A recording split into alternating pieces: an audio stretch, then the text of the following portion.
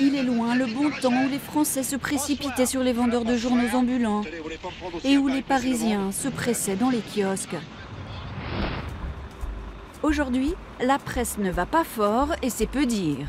C'est une presse qui n'arrête pas de faire des plans de départ volontaires et qui voit se réduire d'année en année le nombre de journalistes qui travaillent pour elle. Donc qu'on regarde la diffusion, qu'on regarde la recette publicitaire, qu'on regarde quand même l'indicateur le plus parlant d'après moi de la qualité d'un média, le nombre de journalistes qui y travaillent, dans tous les cas on peut dire que c'est une presse qui est vraiment en crise aujourd'hui. Mais tout n'est pas perdu. Regardez bien ces visages. Ils ne sont pas à la une des médias, mais derrière, eux ont fait le pari d'une autre presse, presse papier ou presse en ligne, ils y croient. Nous les avons rencontrés. Prenons par exemple les dirigeants de Sopresse. Ce qui est bien, c'est que c'est un peu plus décontracté que d'habitude, sans qu'il ait l'air ridicule. Franck Hanès, le fondateur, formé en école de commerce et passé par la pub, a d'abord lancé il y a 12 ans SoFoot, gros succès, suivi de magazines sur le cinéma, les enfants ou le vélo. Le pari, avec leur petit dernier, Society, 3,90 € en kiosque tous les 15 jours, sera de se faire une place sur le marché des grands hebdos généralistes. On avait envie de montrer qu'on peut lancer des magazines aujourd'hui et qu'on peut faire des magazines qui marchent. On a une logique éditoriale aussi qui est très sur l'exigence et sur le fait que nous, le lecteur, pour nous, le lecteur, c'est quasiment un ambassadeur du magazine. C'est-à-dire que quand c'est construit, sauf au départ, on vendait pas grand-chose. Hein.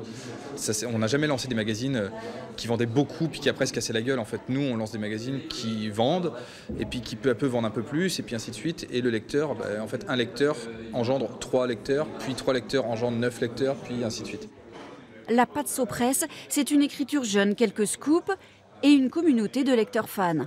Le groupe de presse est passé de 10 à 45 salariés avec une bonne partie des journalistes qui ont grandi dans l'esprit du groupe. On a toujours parlé du foot à travers un prisme culturel, politique, de société. Donc finalement, Society, c'était juste élargir le prisme et avoir un champ beaucoup plus important. Et puis on vieillit, donc certains s'intéressent moins au foot, donc ils ont peut-être envie d'écrire sur des sujets entre guillemets plus nobles comme la politique, la culture. Là, moi je vais passer de Cristiano Ronaldo à Alain Juppé, ça va me changer un petit peu. Mais pour démarrer, Society a quand même mis beaucoup d'argent, 1,5 million d'euros, partagés entre un prêt bancaire et des actionnaires inattendus, comme un ex-président du PSG, 2 anciens footballeurs professionnels ou un producteur de Canal+. Dirigeons-nous maintenant vers le 6e arrondissement de Paris, au cœur du quartier de l'édition. C'est ici que se fabrique la revue 21, lancée il y a 7 ans par un éditeur et un journaliste, Patrick de Saint-Exupéry. Le 21, c'est ce qu'on appelle un MOOC, contraction linguistique de magazine et de book. On a constaté ces dernières années, c'est un mouvement de la presse vers l'actualité, ce qui est parfaitement logique. Hein. Les moyens de communication sont développés et la presse est rentrée de plus en plus dans le rythme de l'actualité. Et en même temps, ça crée un déséquilibre.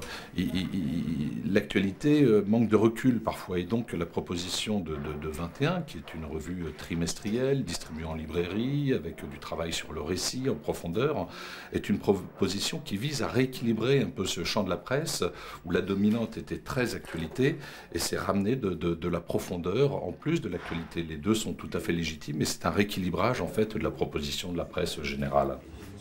Changer le tempo de l'information. Les inventeurs de la revue avaient formalisé leur utopie dans un manifeste pour un autre journalisme. Éditée à presque 50 000 exemplaires, la revue 21, avec 7 journalistes, tire ses revenus uniquement de ses ventes. En quelques années, les MOOC, vendus souvent aux alentours de 15 €, se sont multipliés, utilisant les circuits de distribution du livre.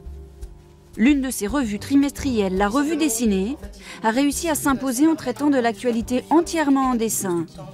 Franck Bourgeron et David Servenet l'ont fondée il y a 2 ans. Ouais, tu vois, par exemple, là, le grand personnage au milieu. Oui. Tu vois, s'il est pas. Alors ça, est-ce que je mets les noms justement ici ou... moi je me disais au moins lui, parce que si tu veux, on comprend que c'est le maire, hein, parce qu'il a son écharpe, mais... Peut-être qu'on peut faire... Anne Simon a suivi la campagne des municipales à Bobigny l'année dernière avec une journaliste. Elle est illustratrice et auteure de BD. Ce jour-là, elle est venue présenter son récit en images aux 2 rédacteurs en chef. Quand on va en plus à Bobigny, voilà, c'est la banlieue, il y a une architecture particulière. Quand on va dans une mairie, il y a les bureaux. Enfin, vraiment, une personne qui parle, en fait, ça peut se ressentir dans un dessin aussi. Je vais regarder ses mimiques. Voilà, il peut avoir des tics. Voilà, donc tout ça, ça me donne des idées de mise en page et voilà, pour rendre la bande dessinée plus vivante. La bande dessinée, c'est un art qui est assez long à exécuter.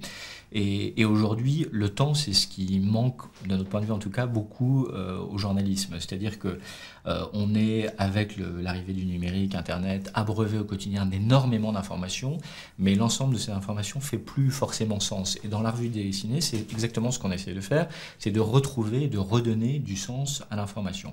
Donc c'est pour ça qu'on privilégie particulièrement les genres de l'enquête et du reportage, mais on s'attache à ce que ça soit journalistiquement le plus possible validé, vérifié. À chaque fois, un tandem journaliste-dessinateur s'empare d'un sujet, bien souvent une enquête approfondie, comme sur les migrants aux frontières de l'Europe, les emprunts toxiques ou encore l'affaire des biens mal acquis et les relations entre la France et l'Afrique. Là, ce qui est extraordinaire avec la bande dessinée, c'est qu'évidemment, on ne peut pas être partout. Et on a très peu d'images, parce qu'évidemment, les gens qui sont mis en cause refusent de parler, ou éventuellement, on peut avoir leurs avocats, mais c'est quand même pas très excitant. Et là, avec la bande dessinée, on peut reconstituer tout un tas d'événements, que ce soit, je sais bien, la saisie du patrimoine immobilier de Théodorin Obiang Nguema, donc le fils du président de la Guinée équatoriale, qui a un train de vie absolument démentiel. Ça, c'est une scène qui correspond à la saisie des voitures de Théodorin Obiang Nguema avenue Foch. Personne n'était présent. Voilà, là on reconstitue l'ensemble de la scène et la réaction absolument furieuse de Théodorin en Guinée équatoriale et qui appelle immédiatement l'Élysée pour se plaindre de ses méthodes. Partis avec 180 000 € de capital, les fondateurs sont aussi actionnaires majoritaires. Avec 17 000 exemplaires et sans publicité, la revue dessinée est d'ores et déjà une réussite.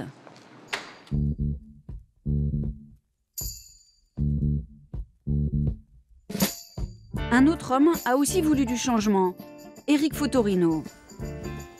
Connu et reconnu, il fut successivement journaliste puis rédacteur en chef pour finir directeur du quotidien Le Monde avant de le quitter il y a 7 ans. Ce sont des repères sur le projet du FN.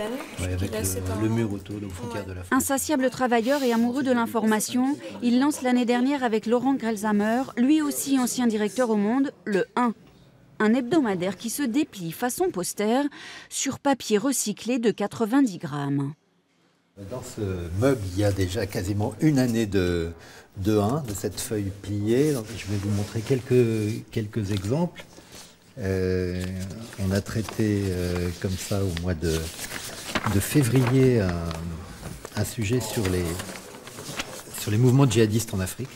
Et donc on a comme ça réalisé une grande carte qu'on retrouve souvent affichée maintenant dans des écoles, dans des facs.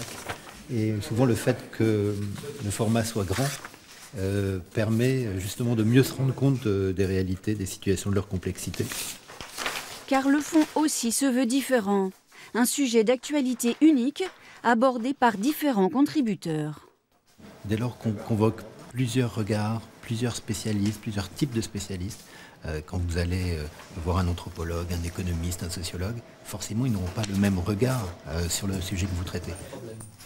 25 000 exemplaires pour un journal vendu 2,80 €. L'équilibre financier n'est pas encore atteint. Mais heureusement pour le 1, un riche donateur finance en partie le journal. L'argent, justement, c'est la spécialité de Julia Cagé, l'économiste des médias. Pour elle, argent et qualité sont étroitement liés. Je pense que la première chose, c'est vraiment que pour produire une information de qualité, il faut des journalistes.